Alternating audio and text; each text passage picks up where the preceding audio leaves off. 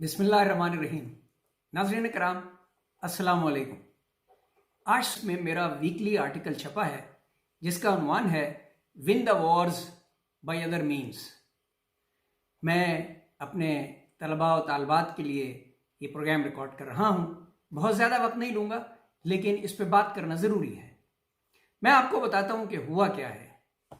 जब से 21वीं सदी शुरू हुई है, मुसलमान मुल्कों पे क़यामत टूट पड़ी है।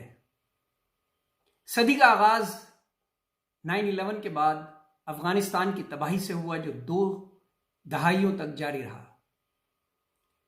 और इराक में वेपन्स ऑफ मास डिस्ट्रक्शन के नाम पे 2003 में हमला किया गया और इराक को मुकम्मल तौर पे तबाह कर दिया। उसके बाद बारी थी लीबिया की। लीबिया तबाह हो गया, शाम तबाही के दहाने पे पहुंच गया, और यमन इस वक्त जिस हाल में है वो हम सब जानते हैं। यूरोप में जंग तो अभी शुरू हुई है, लेकिन तमाम यूरोपीय ताकतें क्लॉज़विट्ज़ के उस उसूल पे अमल कर रही हैं जो रियलिज्म थ्योरी से निकला था, यानी war is the continuation of policy by other means. और चूंकि बिस्मार्क ने कह दिया था कि politics is art of the possible, और मैकियावेली ने कह दिया था कि रियासत के लिए कुछ भी किया जा सकता है, तो ये रियासतें बिल्कुल उस तरह बिहेव कर रही हैं जिस तरह गांव का चौधरी सबसे पहले अपने गांव की सारी जमीन हड़प करता है, उसके बाद उसकी कोशिश होती है कि इर्द गिर्द के गांव की जमीनें भी कब्जे में ले ले। ये तमाम बड़ी रियासतें जिन्होंने एक जमाने में कॉलोनीज बनाई हुई थी, अब इनका ये हाल है, इनका बस नहीं चल रहा कि अपने इर्द गिर्द की छोटी छोटी रियासतों को और उनके रिसोर्सेस को किस तरह काबू में ले लें। पाकिस्तान जैसे बड़े मुल्क को $1-1 बिलियन के लिए इन्होंने FATF और IMF और वर्ल्ड बैंक के जरिए नाक से लकीर निकलवा दी, क्योंकि ये नहीं चाहते कि कोई भी मुल्क अपने पैरों पे खड़ा हो सके। इस वक्त नाइजर की क्या पोजीशन है?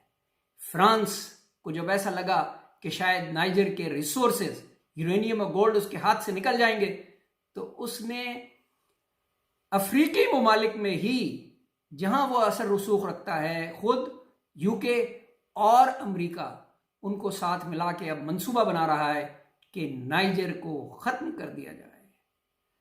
बड़ी बदकिस्मती की बात है कि हम इन मंसूबों को खुद ही सपोर्ट कर देते हैं। ये बात समझना जरूरी है कि ये बड़ी रियासतें क्यों रिसोर्सेज पे कब्जा करती हैं, ताकि खुद तरक्की कर सकें और अपनी आवाम को खुशहाल रख सकें, ताकि दुनिया को ये बता सकें कि हम तुमसे ज़्यादा ताकतवर हैं, हम तुमसे ज़्यादा ज़हीन हैं, हम तुमसे ज़्यादा पढ़े लिखे हैं। इसलिए हमारी आवाम को हक है कि वो याशी की ज़िंदगी गुजारे, लेकिन गरीब मुल्कों को ये हक नहीं कि वो आरामदेह ज़िंदगी भी गुजार सकें। और इसके लिए उन्हें तकरीबन हर डेवलपिंग कंट्री में कोई ना कोई मीर सादिक और मीर जाफर मिल जाता है। मैं चूंकि एंटी वॉर एक्टिविस्ट हूं, इसलिए ये लिखना जरूरी था कि जंग जीतने के लिए तबाही मचाना जरूरी नहीं है। सुन्जू के फार्मूले पे अमल कीजिए कि जंग वही अच्छी है जो आप बगैर लड़े जीत जाएं। और चाइना इस मिसाल को साबित भी कर रहा है। चाइना जिस तेजी से तरक्की कर रहा है वो दुनिया देख रही है, लेकिन ये US लेड वेस्टर्न वर्ल्ड की बदमाशी कम से कम उस वक्त तक जारी रहेगी जब तक चाइना मिलिटरली US को चैलेंज नहीं करता, और उसमें शायद अभी 2 दहाइयां बाकी हैं। बहुत शुक्रिया, अपना बहुत ख्याल रखिएगा।